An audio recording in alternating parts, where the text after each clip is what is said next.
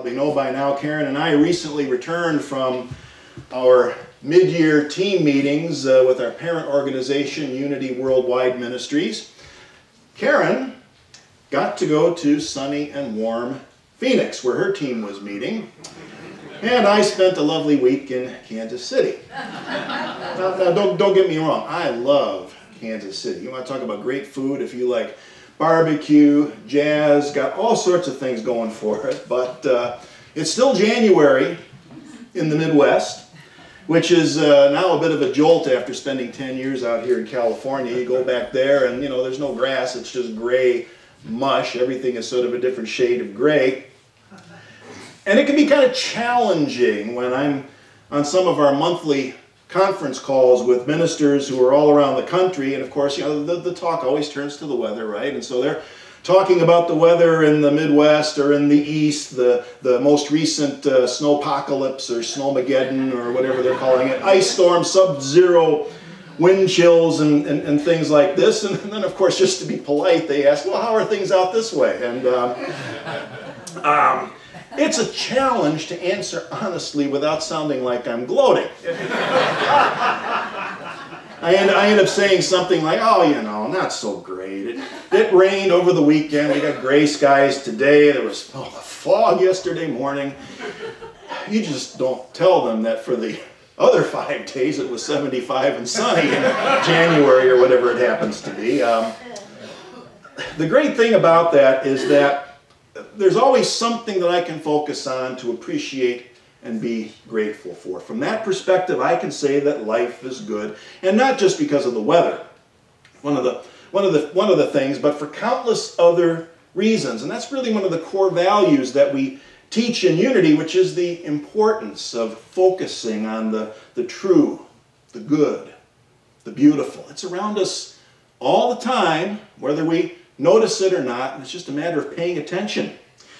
It's important to take a little time to reflect on where we want to direct our gratitude and our appreciation, something we might want to focus and reflect on. And something that I've found myself reflecting on over the past few weeks here is something that's called the season for nonviolence, for reasons which I'll get to here in a few moments. Some of you might be familiar with the season for nonviolence. It started a couple of weeks ago at the end of January, and in the grand scheme of things, this season for nonviolence hasn't been with us for all that long. It started just back in 1998. It was a collaboration between the Association for Global New Thought, of which Unity is a part, and Arun Gandhi, who is Mahatma Gandhi's grandson. What they were doing was looking for some way to commemorate the 50th anniversary of Gandhi's death.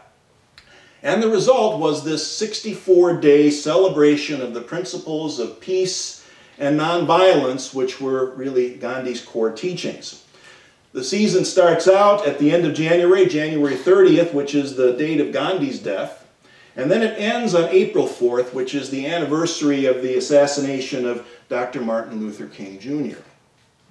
And I think it's pretty obvious how those two people are connected, because Dr. King consciously modeled the example and teachings of Mahatma Gandhi while he was leading the civil rights movement in our country. And we've come to know, in really a more direct and local and personal way, we've come to know the power of peaceful protest, nonviolence, and civil disobedience through the actions of Martin Luther King and his followers during the 60s.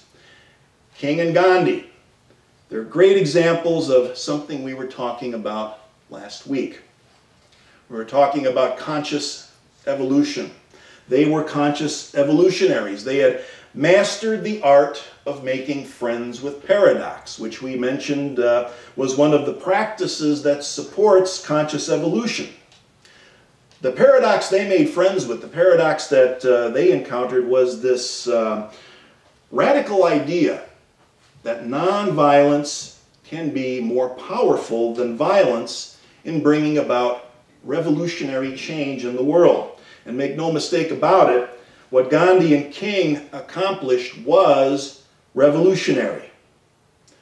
In this country, back in the late 50s and even into the mid-60s, there were these powerful, entrenched political and cultural forces that were determined to hang on to segregation at all costs. In India, Great Britain was clinging to the last pieces of its once huge and mighty colonial empire, and conventional wisdom said that it would take an army and weapons to accomplish anything that was meaningful or permanent. And that's the thing about conventional wisdom. It's often wrong, not always, but conventional wisdom has a hard time dealing with paradox. Gandhi and King saw another possibility. I've noticed that in pop culture America, nonviolence is often regarded as something weak, passive. The word wimp comes to mind. And nothing could be farther from the truth.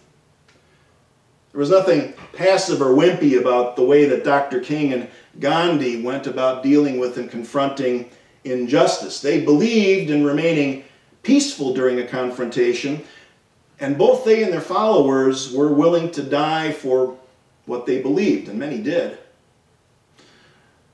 I'll never forget that scene from the movie Gandhi. His followers are lined up outside this factory that was closed. They wanted jobs. And one by one, they walked up to the gates of this factory where British soldiers were waiting, and one by one, they were clubbed into submission, voluntarily confronting that kind of injustice. And then there's the famous scene from the Edmund Pettus Bridge in Alabama, 1965. Unarmed protesters being beaten, gassed, chewed up by police dogs.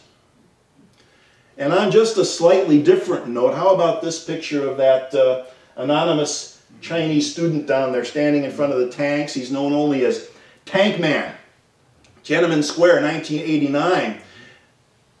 The massacre started not too long after this picture was taken, and still today nobody knows who this guy was or what became of him. So, wimpy, weak, passive.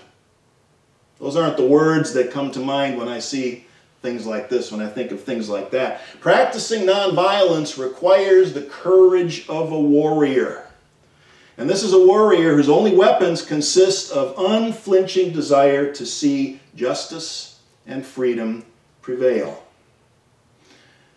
And when I see these examples, I think to myself,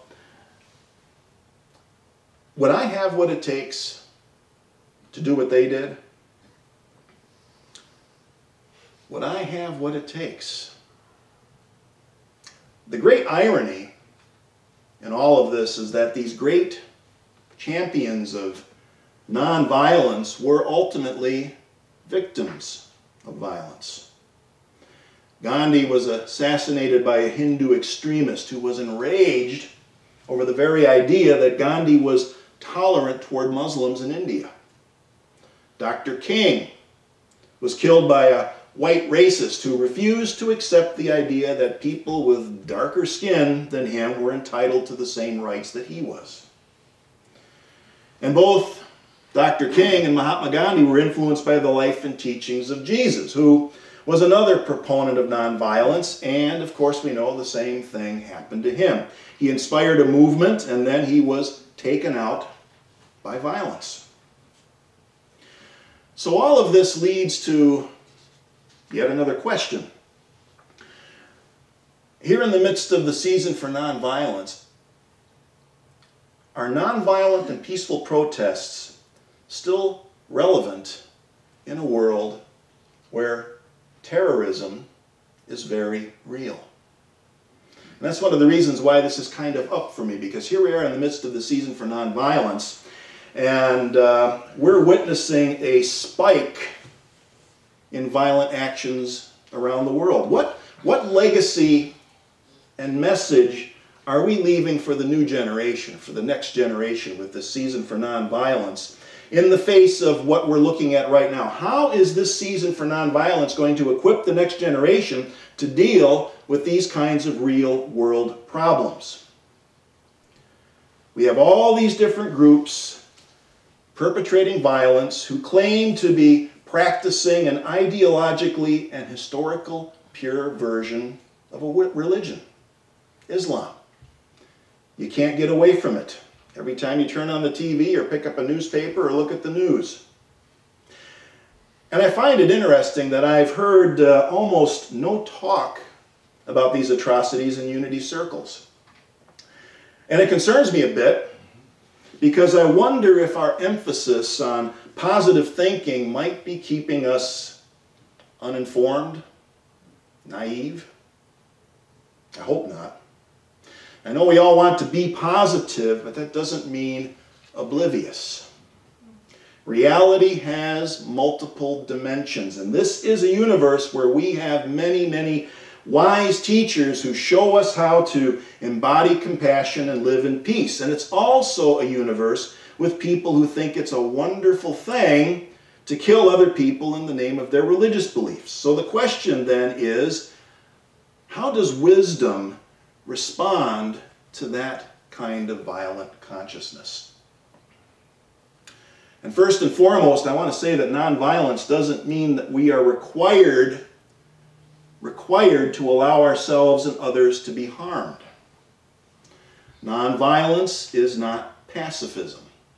And I hope that we're not sending the message that force is never justified, necessary, or ethical.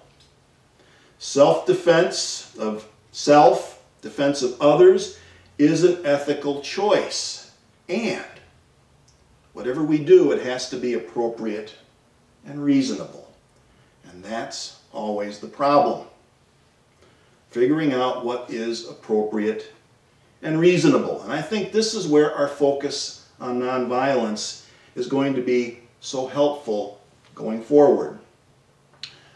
To me, nonviolence means that we refuse to see violence as the first, best, and always appropriate response to a threat. It's difficult to do that in our culture. It's difficult to do because of the way we see violence characterized constantly.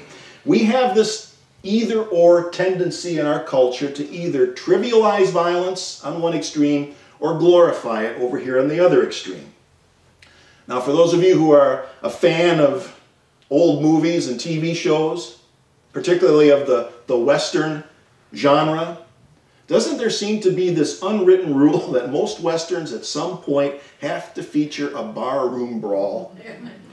A fight of some kind. Fists flying, guys breaking chairs and bottles over each other's heads, and then the sheriff comes in and fires a few shots into the ceiling, and everybody gets up and dusts themselves off and goes on their merry way. A few black eyes and a few bloody lips, but everybody's okay, no major damage. I mean, seriously?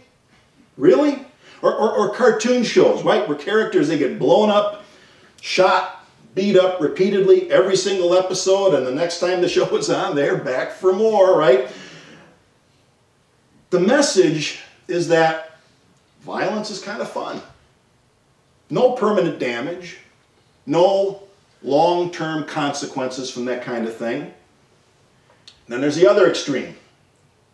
Movies, TV shows, video games that focus on graphic and gory violence, where the person who kills the most is the winner, is the hero.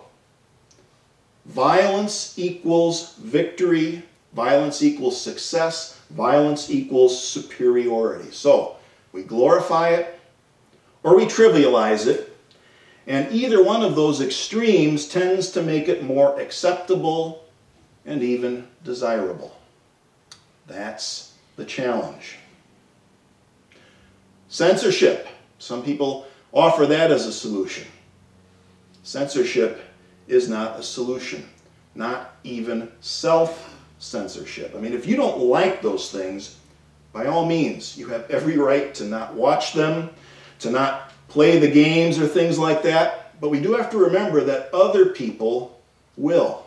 Other people who may be impressionable, who may be getting the wrong message from those kinds of things, those games, those movies, those TV shows that glorify or trivialize violence, they're going to watch them. And the most important thing, I think, is to be able to have a conversation about the message that's being sent. What are you learning about violence when you watch this program? Is it being treated as something acceptable? Is it treated as a solution? Is it treated as a scourge? We need to be able to have that kind of conversation. The solution is promoting education and promoting critical thinking skills for ourselves and especially for the next generation. That's the legacy we want to leave. The greatest threat to human freedom and thriving is when we substitute an ideology for reason and critical thinking. I'm going to offer a radical idea for your consideration here during this season for nonviolence. Consider the possibility that Jesus, Gandhi, and Dr. King were not trying to give us a one-size-fits-all solution for every single form of conflict. They weren't trying to impose an ideology.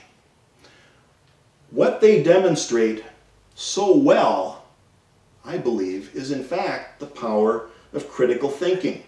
They didn't approach what they were up against with a prefabricated ideology based on nonviolence. They approached the situation pragmatically, rationally, and concluded that nonviolent resistance and disobedience was the solution that was most likely to get them what they wanted under the circumstances that they were facing.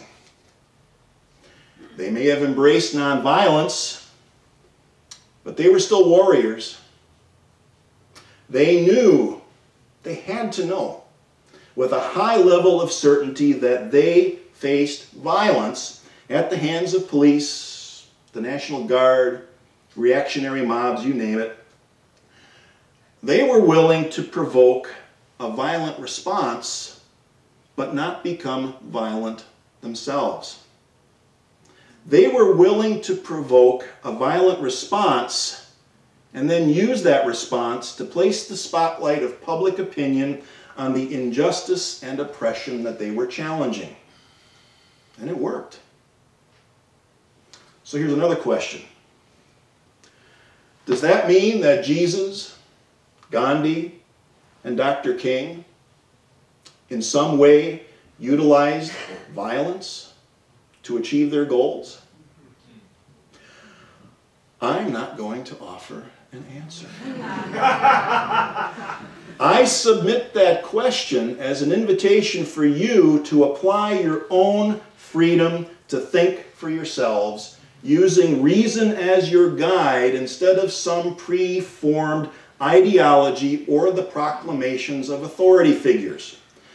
It's the greatest gift that we've been given. The kind of freedom that Jesus, Gandhi, and Dr. King died for was that freedom.